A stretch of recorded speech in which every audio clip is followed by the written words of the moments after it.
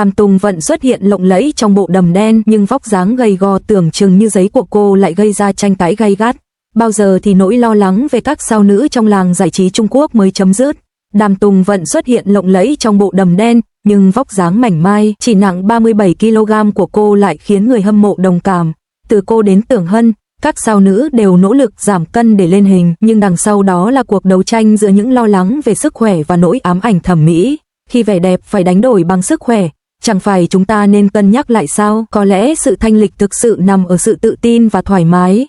Đàm Tùng Vận xuất hiện trong bộ đầm đen, thanh lịch và duyên dáng, toát lên vẻ hiện diện. Cô trông như một mỹ nhân bước ra từ tranh vẽ, khuôn mặt cô tinh tế đến mức không thể chê vào đâu được, thậm chí người ta còn tự hỏi liệu đó có phải là con người thật hay không. Khuôn mặt nhỏ nhắn, ngũ quan đầy đặn cùng mái tóc bóp tinh nghịch nhưng thanh lịch tạo nên một vẻ đẹp khó tả. Kỳ lạ thay, bất chấp nhan sắc của mình, người hâm mộ lại bày tỏ sự đồng cảm. Tại sao? Bởi vì Đàm Tùng Vận quá gầy, vai cô thon thả như vai học sinh cấp 2, eo thon đến mức khiến người ta phải cau mày và xương quai xanh đặc biệt nổi bật. Cô cao 162 cm nhưng chỉ nặng 82 kg.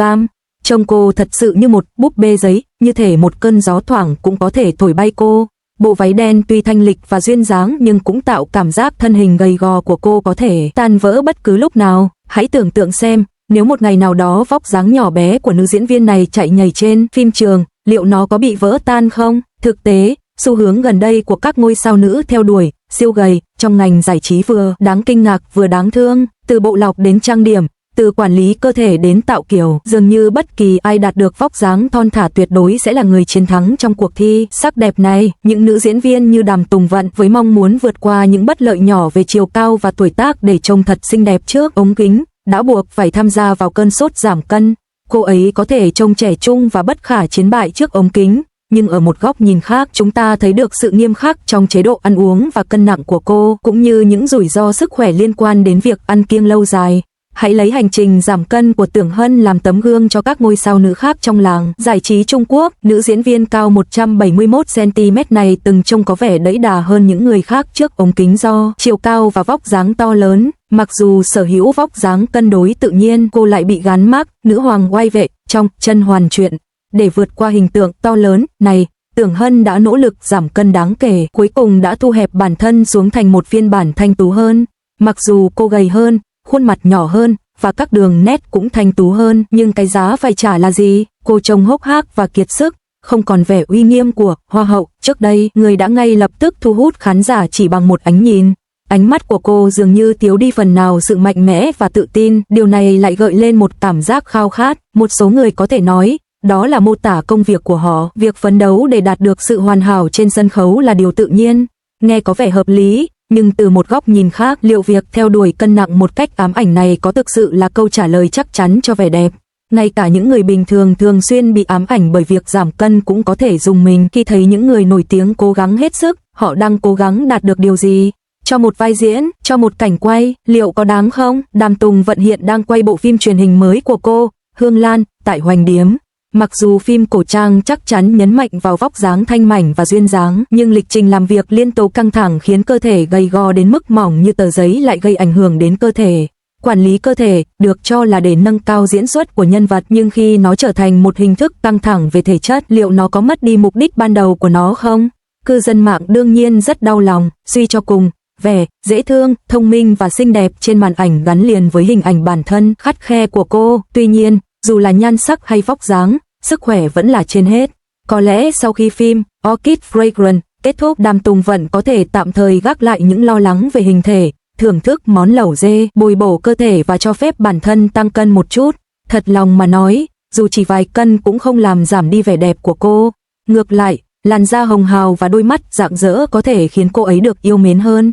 Cô ấy vứt bỏ đôi giày cao gót trên phim trường, ngâm mình dưới mưa suốt đêm và sụt 7 kg trong 2 tháng. Đàm Tùng Vận đã dùng cách ngớ ngẩn nhất để nói với ngành công nghiệp này về nghĩa vụ của một diễn viên. Diễn viên đóng thế của đoàn làm phim đã thay đồ và đang đứng chờ. Thiết bị tạo mưa nhân tạo cũng đã được sửa chữa. Theo quy trình thông thường, Tan Tùng Vân sẽ không cần phải tự mình diễn cảnh này. Cô ấy bước tới và nói với trợ lý đạo diễn, tôi sẽ tự làm.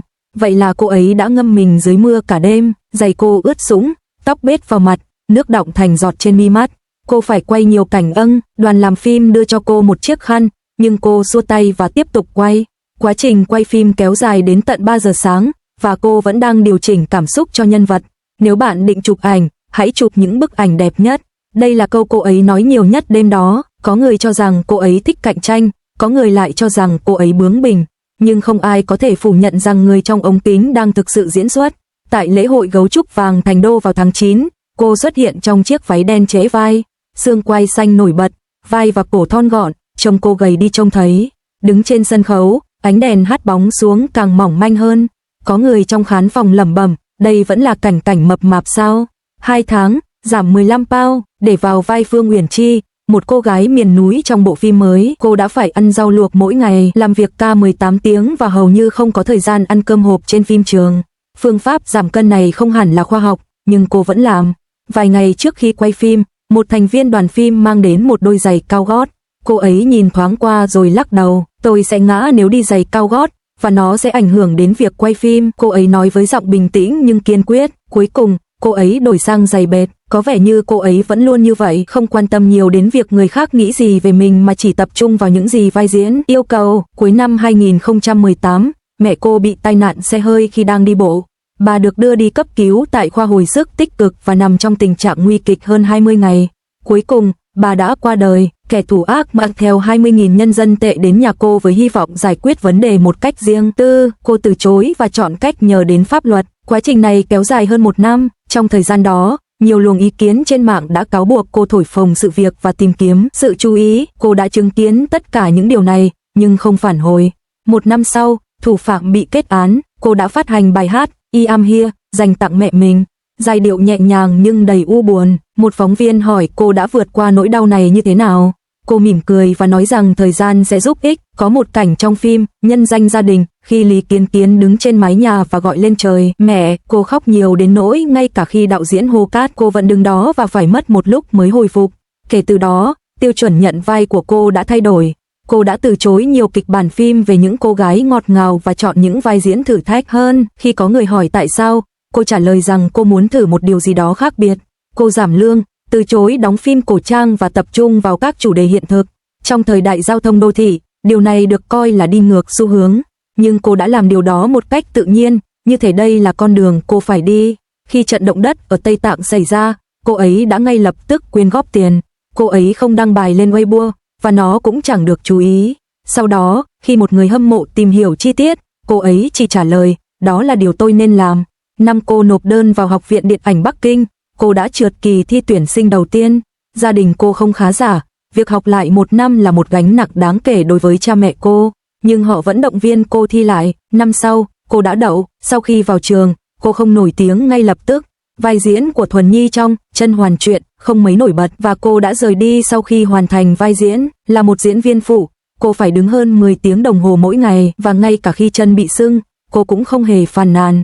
Các bạn cùng lớp khen ngợi sự nỗ lực của cô, nhưng cô không cho đó là chuyện lớn. Cô chỉ muốn diễn thật tốt. Sau khi bộ phim The Best of US phát sóng, vai diễn Cảnh Cảnh đã đưa cô lên hàng sao hạng A. Cô nhận được nhiều lời mời đóng phim hơn, chủ yếu là những bộ phim tình cảm trẻ trung, ngọt ngào. Cô đã nhận lời hết lần này đến lần khác, diễn xuất hết mình. Giờ nhìn lại, những vở kịch ấy không phải là không có ý nghĩa, chỉ là con người luôn phải tiến về phía trước, và con đường phía trước sẽ ngày càng rộng mở hơn. Lớn lên ở Lô Châu, cô bắt đầu học múa từ năm 6, 7 tuổi. Ngay cả trong cái nóng mùa hè ở Tứ Xuyên, mồ hôi cô ướt đẫm quần áo trong phòng tập, nhưng cô vẫn nghiến răng và tiếp tục luyện tập. Cha cô là giáo viên dạy múa tại một trung tâm văn hóa, còn mẹ cô là kiểu người luôn ủng hộ con gái vô điều kiện. Gia đình họ không giàu có, nhưng họ vô cùng yêu thương cô. Tình yêu thương này sau này đã trở thành nguồn tự tin lớn nhất của cô.